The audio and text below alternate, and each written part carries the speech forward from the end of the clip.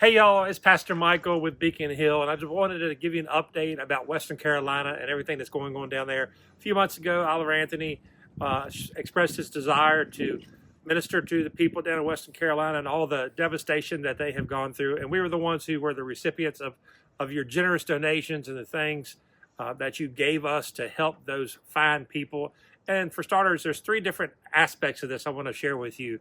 One, thank you so much. I can't thank you enough, man. We got donations from literally around the world, not only monetary donation but physical donations, and each and every single one has been a blessing.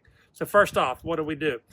First, we've been working in a place called Beacon Village. It's a small village that really underwent a lot of devastation. Most of the homes down there were destroyed, and so immediate needs, we were given some money to people just because they had to have a place to live temporarily and they didn't have any place to go. And what's the crazy thing about this is because you didn't have flood insurance, because it wasn't expected to flood, the insurance company's not covering it. So they don't cover the damage because it's not covered in the insurance policy. So a lot of these people are having to pay their mortgages on homes that they can't live in, and then they're having to get rent at a new place, or they're living in trailers. And so it's really a devastating time for the people down there. And so we gave out some money to some people in Beacon Village just to get through immediate needs.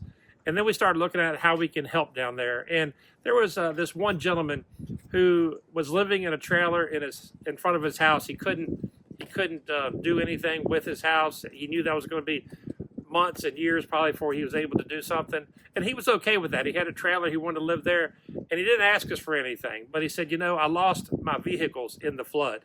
And we saw them we saw them sitting there in a front yard of a house. It went down the street. And so he was talking about that. He said, I can't get to work because of not having a vehicle. And so with some of the money's donating, we bought him a used vehicle so he could get to work. And man, that guy just cried and he said, I don't know what I did to deserve this. And so that was something. He would rather have a vehicle to go to work to earn an income than to have an actual place to live. He was happy with his camper. So your donations help with that.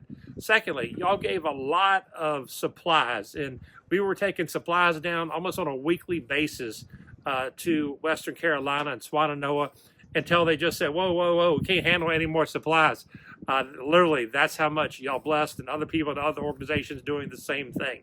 And so we were able to get things that they needed, like just heaters and water and just basic needs, sleeping bags, tents, those type of things. Y'all were a blessing for that. Y'all made a huge difference in that. And so then we looked at what are we going to do? How can we do it? And God brought us this lady named Valerie. She was literally on top of her house with her child, and somebody came through, a neighbor, I believe, with a canoe and saved her, and her house was completely destroyed. And so we started working on her house. And initially I promised her a certain amount of money to work on it. And then people just started volunteering time. People started volunteering supplies. And it looks like we're going to be able to actually rebuild her entire house for her so she can move in. And so it took literally a couple months just for the town to give us authorization to start the rebuild. They didn't know if they were going to allow the people in Beacon Village to rebuild or not. But once they did, we started rebuilding. And so as of this video right now, here in beginning stages of January, we have got it up to the framing stage.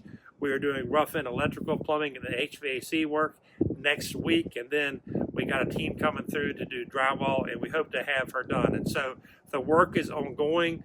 We continue to use every bit of money that is coming in to be a blessing to this little town that has touched our hearts. And y'all have literally, you will not even know. You will not even know the impact you have made. When I got to meet Valerie for the first time, she just sat there and cried. And I can't even imagine. I can't even imagine the fear. I can't even imagine just the thoughts that went through her mind. And to see the place that she used to call home just completely empty. And just tons of mud that was having to be taken out of there. Volunteers coming through. And it's really emotional. It's hard to put into words. But the people of Swannanoa, they're special people. I can tell you.